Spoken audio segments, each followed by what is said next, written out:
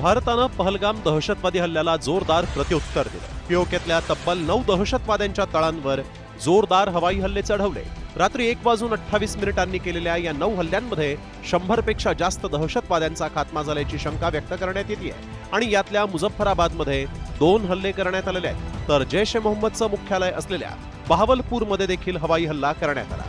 मरितकेमधील लष्कर ए तोयबाचं मुख्यालय देखील या हल्ल्यात उद्ध्वस्त करण्यात आलंय। 80 दहशतवाद्यांचा अड्डा असलेल्या गुलपूर, पहलगाम या हल्ल्याला जबाबदार असलेल्या लष्कराचंच तळ असलेल्या सबाई, जैश ए मोहम्मदचं हवाई तळ असलेले बिलाल, दहशतवाद्यांचं प्रशिक्षण केंद्र असलेलं कोटली, बर्नाला आणि जैशच्या दहशतवाद्यांचा आणखीन एक अड्डा असलेल्या सियालकोटमधील सरजाललाही उद्ध्वस्त करण्यात आलेलं आहे। तसंच हिजबुल मुजाहिद्दीनचं प्रशिक्षण केंद्र असलेल्या महमुनावरही जोरदार हवाई हल्ला चढवण्यात आला। या हल्ल्यामुळे पाकिस्तानच्या दहशतवाद्यांचं कंबरडं मोडलं गेलंय।